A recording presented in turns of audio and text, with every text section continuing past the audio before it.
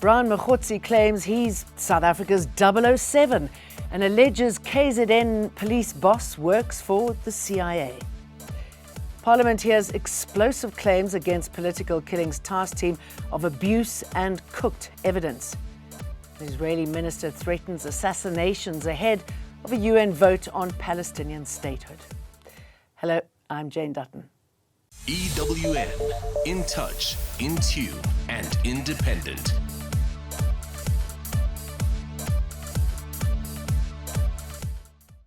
Controversial Northwest businessman Mkhwanazi has stunned the Madlanga Commission with claims that he is a crime intelligence operative and that KwaZulu-Natal Police Commissioner Mkhwanazi is allegedly working for the CIA. And this about Kat Matlala. I'm going to give a bit description about that presentation. Commissioners, it was 6 pages. The Boko Haram, it talks to a man who was known as John Wick. This John Wick appears on the presentation of the intelligence presentation which was presented to Minister Begitele.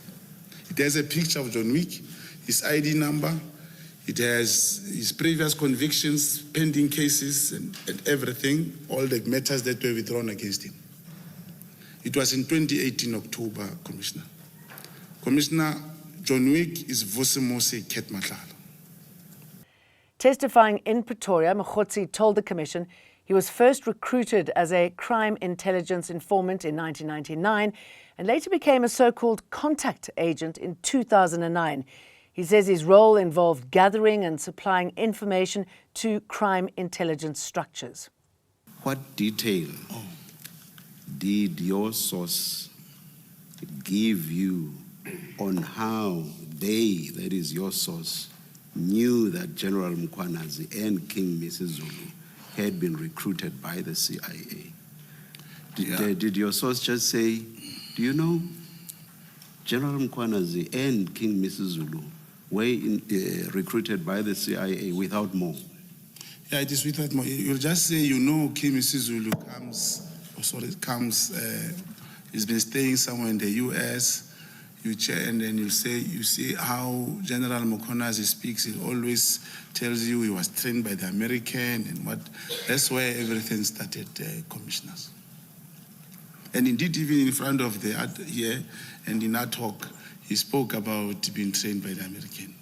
I'll tell you that I actually hold a degree from the United States of America. Does that make me a CIA operative? I'm scared I asked that question because you just might say yes. Mogotsi also claimed that former Police Minister Begitele and National Police Commissioner Fani Masimola allegedly received millions of rands from tender tycoon Vusimuzi Kat Matlala. Former Minister Malusi Gigaba is now officially entangled in the multi-billion rand Transnet locomotive scandal. He appeared today at the Palm Ridge Magistrates Court alongside former Transnet executives Brian Molefe, Siyabonga Gama, Onoj Singh and Tamsanqa Giana. Gigaba is charged with 1 count of corruption. His co-accused face 17 charges including fraud, corruption and breaches of the Public Finance Management Act and Companies Act. The case stems from irregular procurement between November 2010 and May 2014. Prosecutors say Gigaba's alleged benefit will be laid out in court.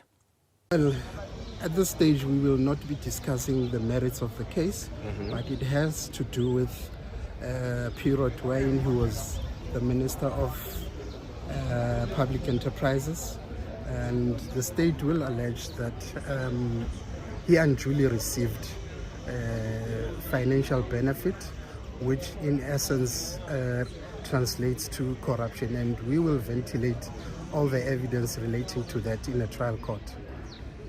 Professor Mary de Haas says she pushed for the shutdown of the political killings task team after reports of physical and emotional abuse by its members.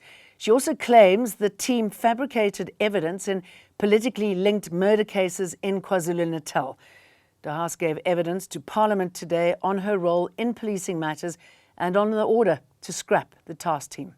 Mary de Haas, during her evidence, faced questions from the evidence leader about her interactions with former Minister Begicele and how he involved himself in operational matters of the PKTT. Dahas also spoke about how crime intelligence head Dumisani Khumalo, the PKTT project leader, was not adequately qualified to lead the specialized team of investigators and prosecutors. She also says the PKTT didn't cover itself in glory and abused its powers almost with impunity. There was the emotional and physical abuse, the use of tubing. I mean, a lot of police do it, but it's almost a norm from what everybody who encountered the task team spoke of, but also emotional, psychological abuse, which they tended to use more with the policemen they targeted. Dahas says another common theme in the PKTT's approach was how evidence was fabricated, with people wrongfully accused of crimes like murder. Babalo Ndenze, Eyewitness News, Parliament. The G20 summit has opened in Johannesburg today. President Cyril Ramaphosa has led the program and receives the Africa Expert Panel report. The United States is not attending, and several major leaders are also absent. South Africa wants clear messages on growth, climate finance, and Africa's global role. Security is tight across venues, hotels, and main routes as law enforcement holds full readiness. Johannesburg Prosecution's boss, Advocate Andrew Chauke, has hit back, saying the charges against him are, quote, vague, embarrassing and fundamentally flawed. He's appeared before an inquiry set up by President Cyril Ramaphosa to decide whether he is fit to stay in office. That's after his controversial decisions in the Richard Mdluli matter and the dropped racketeering case against former KZN Hawks boss Johan Boysen. We'll explain what impact on the ability of prosecutors to make decisions. They must make robust decisions in difficult environments, with uncertain facts.